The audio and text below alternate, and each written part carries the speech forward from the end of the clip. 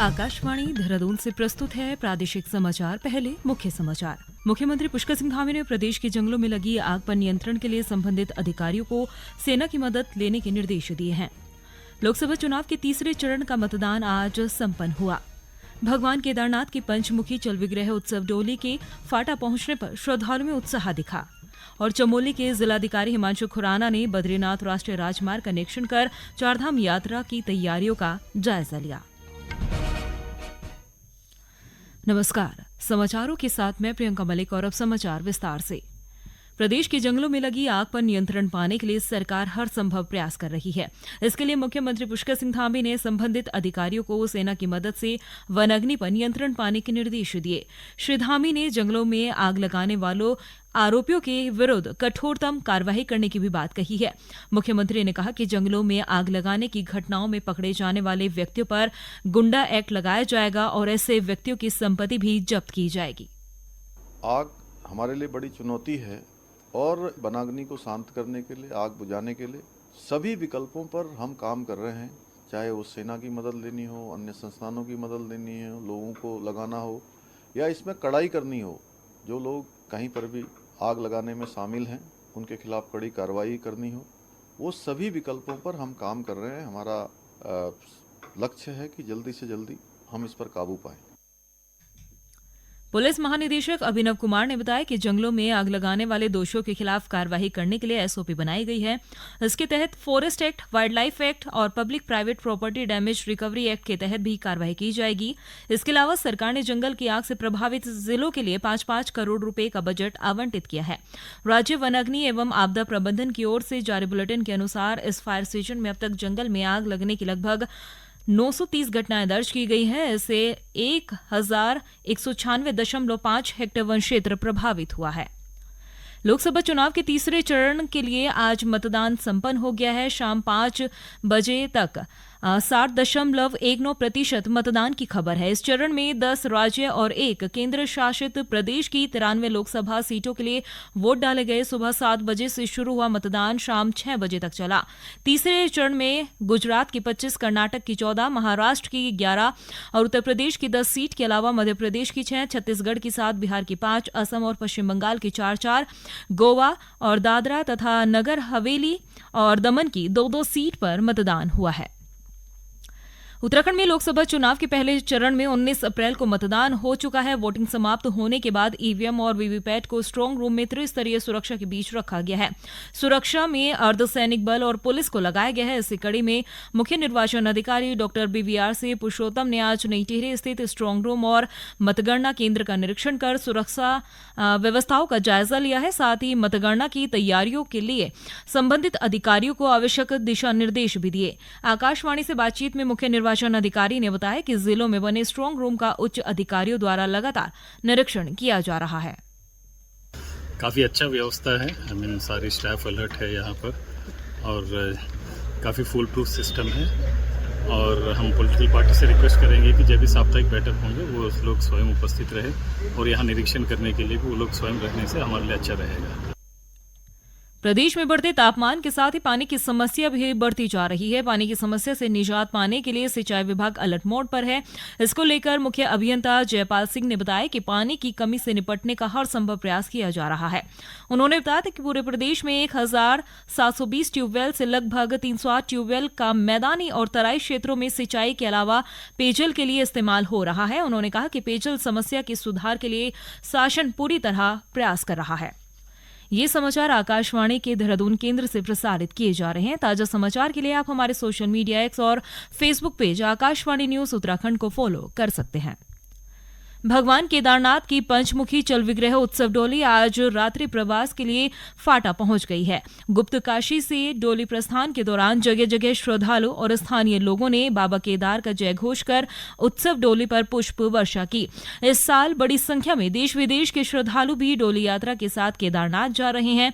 बद्रीनाथ केदारनाथ मंदिर समिति के मीडिया प्रभारी डॉक्टर हरीश गौड़ ने बताया कि मंदिर समिति के स्वयंसेवक और हक हकूकधारी नंगे पैर पैदल चलकर भगवान केदारनाथ बद्रीनाथ की चल विग्रह उत्सव डोली को शीतकालीन गद्दी स्थल ओंकारेश्वर मंदिर ऊखीमठ में विभिन्न पड़ावों से होते हुए केदारनाथ धाम तक पहुंचाते हैं। गौरतलब है कि आगामी 10 मई को केदारनाथ धाम के कपाट श्रद्धालु के लिए खोल दिए जाएंगे। चमोली जिले में स्थित बद्रीनाथ धाम के कपाट आगामी 12 मई को श्रद्धालुओं के लिए खोले जाएंगे। शासन प्रशासन और मंदिर समिति कपाट उत्सव की तैयारी में जुटा है। श्रद्धालुओं के आवागमन के लिए यात्रा मार्ग को बेहतर किया जा रहा है और इसी क्रम में जिलाधिकारी हिमांशु खुराना ने आज बद्रीनाथ तक राष्ट्रीय राजमार्ग का निरीक्षण कर यात्रा की तैयारियों का जायजा लिया है। निरीक्षण के दौरान उन्होंने श्रद्धालुओं की यात्रा को सुगम और सुरक्षित बनाने और धाम में निर्माणाधीन कार्यों को तेजी से पूरा करने के निर्देश दिए। जिलाधिकारी ने कहा कि चारधाम यात्रा के दौरान तीर्थ यात्रा पर आने वाले श्रद्धालुओं को सुविधा का विशेष ध्यान रखा जाए।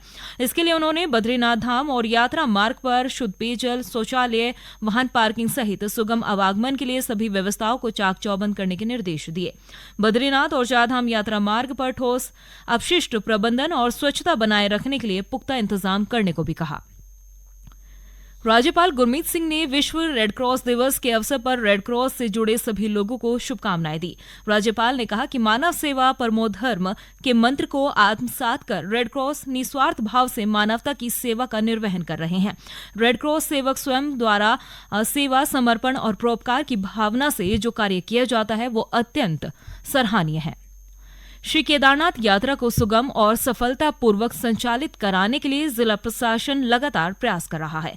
केदारनाथ यात्रा को संचालित कराने के लिए रुद्रप्रयाग जिला कार्यालय से यात्रा कंट्रोल रूम खोला गया है, जिसमें यात्रा व्यवस्था और सुझाव के लिए हेल्पलाइन नंबर 9870967331, इसके अलावा 01364297878 और 01364297879 पर तीर्थयात्री अपनी समस्या और सुझाव दर्ज करा सकते हैं। सीमा संगठन बीआरओ आज अपना 65वां स्थापना दिवस मना रहा है। नई दिल्ली के कार्यक्रम को संबोधित करते हुए रक्षा सचिव गिरिधर अरमाने ने खराब मौसम और दुर्गम इलाकों में अपनी जिम्मेदारी का सफलतापूर्वक निर्वहन करने के लिए बीआरओ की सराहना की। उन्होंने बीआरओ को एक अति महत्वपूर्ण संगठन बताया। ये संगठन देश की सुरक्षा में महत्वपूर्ण भूमिका निभा रहा है। बीआरओ दूरदराज के क्षेत्रों में सामाजिक आर्थिक प्रगति की सुनिश्चित कर रहा है।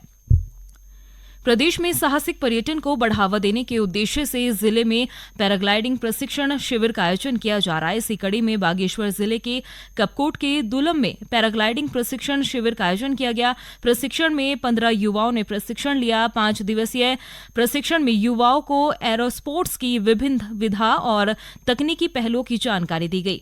रेड क्रॉस के सचिव आलोक पांडे ने बताया कि पैराग्लाइडिंग प्रशिक्षण से एक और जहां युवा पीढ़ी नशे से दूर रहेगी, तो वहीं इससे पर्यटन को भी बढ़ावा मिलेगा। उत्तराखंड पुलिस ऑपरेशन स्माइल के तहत प्रदेश में गुमशुदा लोगों की तलाश कर रही है। राज्य में 1 मई से 2 माह का ऑपरेशन स्माइल अभियान चलाया जा रहा है। अभियान के तहत अभी तक 4611 गुमशुदाओं की तलाश की जा चुकी है। इनमें से बच्चे, महिला और पुरुष सभी शामिल हैं। अपर पुलिस महानिदेशक एपी अंशुमन ने सभी वरिष्ठ पुलिस अधीक्षक को अभियान को सफल बनाने के आवश्यक दिशा निर्देश दिए हैं। गौरतलब है कि उत्तराखंड पुलिस साल 2015 से गुमशुदा लोगों की तलाश के लिए प्रदेश भर में ऑपरेशन स्माइल अभियान चला रही है। प्रदेश कांग्रेस कमेटी ने कोटद्वार निवासी एडवोकेट प्रवेश रावत को पार्टी विरोधी गतिविधियों के चलते तत्काल प्रभाव से पार्टी की प्राथमिक सदस्यता से 6 साल के लिए निष्कासित कर दिया है। एडवोकेट रावत पर पार्टी के वरिष्ठ नेताओं के खिलाफ सोशल मीडिया पर बयानबाजी के आरोप है। प्रदेश कांग्रेस कमेटी के उपाध्यक्ष मथुरा दत्त जोशी ने ये जानकारी दी। उन्होंने बताया कि प्रदेश कांग्रेस कमेटी के अध्यक्ष करण महारा और प्रदेश कांग्रेस अनुशासन समिति के अध्यक्ष नवप्रभात के निर्देश पर यह फैसला लिया गया है। और अब एक नजर मौसम पर। राजधानी देहरादून में आज मौसम साफ बना हुआ है। मौसम विभाग के अनुसार पिछले 24 घंटे में सर्वाधिक 40 डिग्री सेल्सियस तापमान हरिद्वार के रुड़की और सबसे कम 12.4 डिग्री सेल्सियस टिहरी में दर्ज किया गया है। विभाग के अनुसार आज से आगामी 11 मई तक राज्य में कहीं कहीं आकाशीय बिजली चमकने और 30 से 40 किलोमीटर प्रति घंटा तेज हवा चलने के आसार है। मौसम विभाग की चेतावनी को देखते हुए मौसम विभाग के निदेशक डॉक्टर विक्रम सिंह ने आगामी चारधाम यात्रा पर आने वाले तीर्थ यात्रियों से पूरी तैयारी के साथ यात्रा करने की भी अपील की है। और अंत में मुख्य समाचार एक बार फिर। मुख्यमंत्री पुष्कर सिंह धामी ने प्रदेश के जंगलों में लगी आग पर नियंत्रण के लिए संबंधित अधिकारियों को सेना की मदद लेने के निर्देश दिए। लोकसभा चुनाव के तीसरे चरण का मतदान आज समाप्त हुआ। भगवान केदारनाथ के पंचमुखी जल विग्रह उत्सव डोली के फाटा पहुंचने पर श्रद्धालु में उत्साह। और चमोली के जिलाधिकारी हिमांशु खुराना ने बद्रीनाथ राष्ट्रीय राजमार्ग का निरीक्षण कर चारधाम यात्रा तैयारियों का जायजा लिया। इसके साथ ही प्रादेशिक समाचार के बुलेटिन समाप्त हुआ। नमस्कार।